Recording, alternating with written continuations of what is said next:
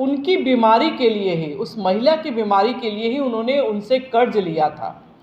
और कर्ज का पैसा चुकता करने के बाद उन्होंने सूद के भी पैसे चुकता कर दिए। उसके नाते पिछले 2 दिन से उस महिला को बहुत ही डराया, धमकाया, मारा, पीटा, सब 2 दिन से उस महिला को उसके घर में ही नज़रबंद रखा गया था कि उसके दहशत से वो महिला अपने घर के बाहर नहीं निकल रही थी और वो अपने अगल बगल के लोग से पूछती थी कि देखिए बाहर कोई है कि नहीं है। तब वो महिला पानी लेने के लिए शनिवार को बाहर गई है, वहाँ आ गया और कहा कि आपके पति हमारे पास कब्जे में है और आप चलिए नहीं तो उनकी हत्या कर दी जाएगी। तो वो महिला उनके साथ, उनके पीछे पीछे उनके आवास पर अपने पति के लिए गई, निर्वस्त्र करके, और जितनी पिटाई की गई उसके पूरे शरीर पर डंडे की चोट की दाग जो आज अभी हम लोगों ने देखा है। तथाकथित जो वहाँ के नेता दबंग थे, उन्होंने अपने पुत्र के द्वारा उनके मुंह में कहा कि आप इनके मुंह पर, अब उस शब्द को मैं नहीं दोहरा सकती हूँ जो शब्द उन्होंने कहा, और उसके मुंह में उन्होंने करने का कार्य किया। यहाँ जिस सरकार बैठी है, जैसी सरकार गूंगी बहरी अंधी सरकार जो बैठी हुई है, कोई उस गांव का अगल बगल का व्यक्ति भी एक विषय उस बात पर बोलने के लिए तैयार नहीं है। उसी रात को 11 बजे निर्वस्त्र वो महिला रात को अपने घर आई है। उसके बाद दहशत में अपने 4 बच्चों को उन्होंने बाहर कहीं कहीं भेजने का काम किया, अपने पति को भी भेजने का कार्य किया। उस घर में अभी सिर्फ महिलाएं हैं। वो डरी नहीं, सहमी नहीं और थाने में जाकर उन्होंने FIR करने का काम किया कि वो महिला एक मध्य विद्यालय में रसोइया का भी कार्य करती थी। 75 वर्ष के बाद भी अगर महिला हमारी सुरक्षित नहीं है तो ये बहुत ही सोचने का विषय है। जब मैंने पूछा कि यहाँ थाना प्रभारी कौन है तो पता चला कि परसों रात को ही उनका तबादला कर दिया गया है। वहाँ जहाँ घर उनकी अवस्थित है जिस महिला की, वहाँ पे राजद के हमारे मंडल अध्यक्ष का घर और ऑफिस दोनों विराजमान है। तो मुख्यमंत्री का जुमला यही होता है कि अगर जो अपराध करेगा वो पकड़ा जाएगा, और मुख्यमंत्री कान में रुई डाले धृतराष्ट्र की तरह बिहार की कुर्सी पर विराजमान बैठे हुए हैं। यह प्रदेश अध्यक्ष सम्राट चौधरी के निर्देशानुसार एक महिला डेलीगेशन की टीम हमारे खुसरूपुर के आमीनपुर गांव में गई, जिसमें हम लोग 6 महिलाएं थे, बिहार प्रदेश के हमारे पदाधिकारीगण, हमारी नेत्री, और आज सुबह हमारे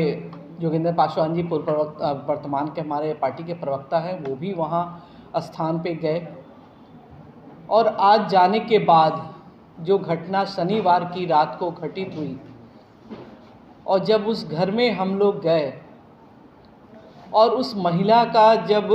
शरीर और चेहरा जब हम लोगों ने देखा, तो किसी भी महिला के आंखों से आंसू आने को कोई नहीं रोक सका, क्योंकि एक दलित परिवार की महिला होने के नाते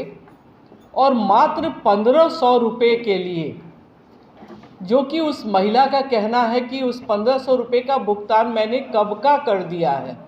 जो कि उनके पति एक राजमिस्त्री हैं और उनकी बीमारी के लिए ही, उस महिला की बीमारी के लिए ही उन्होंने उनसे कर्ज लिया था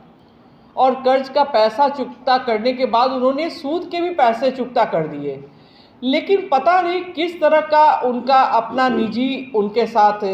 जो दुश्मनी थी या कोई पुरानी दुश्मनागत का बदला लेने की मंशा थी, उसके नाते पिछले 2 दिन से उस महिला को बहुत ही डराया, धमकाया, मारा, पीटा, सब 2 दिन से उस महिला को उसके घर में ही नज़रबंद रखा गया था। और उस व्यक्ति का इतना दहशत वहाँ था कि उसके दहशत से वो महिला अपने घर के बाहर नहीं निकल रही थी और वो अपने अगल बगल के लोग से पूछती थी कि देखिए बाहर कोई है कि नहीं है। तब वो महिला पानी लेने के लिए शनिवार को बाहर गई है और पानी लेने के लिए गई है, उसको कहा गया, फिर वो व्यक्ति वहाँ आ गया और कहा कि आपके पति हमारे पास कब्जे में है और आप चलिए नहीं तो उनकी हत्या कर दी जाएगी। तो किसी भी महिला के अगर पति के बारे में ऐसी बातें कही जाएगी तो कोई महिला रुकेगी नहीं, चाहे उसकी जान भी चली जाए। तो वो महिला उनके साथ, उनके पीछे पीछे उनके आवास पर अपने पति के लिए गई और वहाँ जाने पर वो देखती है कि 4 ऑलरेडी और व्यक्ति वहाँ उपस्थित है, और वहाँ जाने के बाद उस महिला का निर्वस्त्र करके और जितनी पिटाई की गई उसके पूरे शरीर पर डंडे की चोट की दाग जो आज अभी हम लोगों ने देखा है, और सर जो फटा हुआ वो सामने सभी मीडिया बंधु को भी दिखाई दे रहा है, जिसमें उसके 8 स्टिच पड़े हैं। तो वो महिला को इस घटना के बाद और उसके बाद तथाकथित जो वहाँ के नेता दबंग थे, उन्होंने अपने पुत्र के द्वारा उनके मुंह में कहा कि आप इनके मुंह पर, अब उस शब्द को मैं नहीं दोहरा सकती हूँ जो शब्द उन्होंने कहा, और उसके मुंह में उन्होंने करने का कार्य किया। आप सोच सकते हैं कि कितनी घटिया सोच,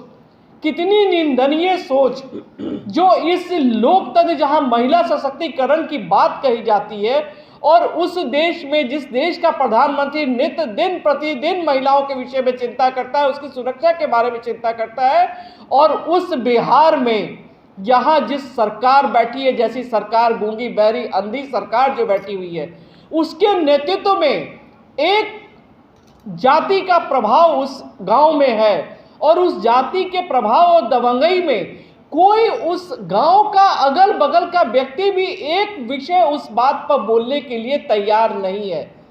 और इतना दहशत है, वो महिला आई अपने घर में उसी रात को 11 बजे निर्वस्त्र, वो महिला रात को अपने घर आई है, और घर आके उसके बाद वो इलाज के लिए गई है। उसकी एक भाभी थी, वो लेके उसको बगल के अस्पताल में गई है। उसके बाद दहशत में अपने 4 बच्चों को उन्होंने बाहर कहीं कहीं भेजने का काम किया, अपने पति को भी भेजने का कार्य किया। उस घर में अभी सिर्फ महिलाएं हैं, और महिला होने के नाते मैं उसकी हिम्मत और उनकी सोच को बहुत धन्यवाद देना चाहूँगी। इतनी बहादुर वो महिला है, वो डरी नहीं, सहमी नहीं, और थाने में जाकर उन्होंने FIR करने का काम किया।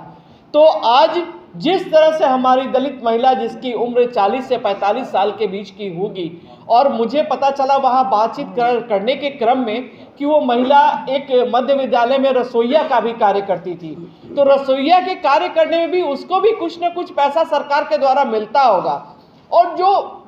जहाँ से इस विषय की नींव है, पैसे का जहाँ बात विषय आता है, तो कहीं से इसका विषय पैसा नहीं हो सकता है, इसका इंटेंशन कहीं न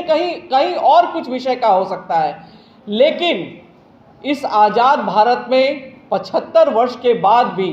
अगर महिला हमारी सुरक्षित नहीं है, तो ये बहुत ही सोचने का विषय है। और बिहार के माननीय मुख्यमंत्री जी, जो कहा जाता है कि जून और जुलाई के महीने में तबादला किया जाता है, पूरे महीने बैठ के तबादले की सरकार बन चुकी है, उगाही की सरकार बन चुकी है। जब मैंने पूछा कि यहाँ थाना प्रभारी कौन है, तो पता चला कि परसों रात को ही उनका तबादला कर दिया गया है।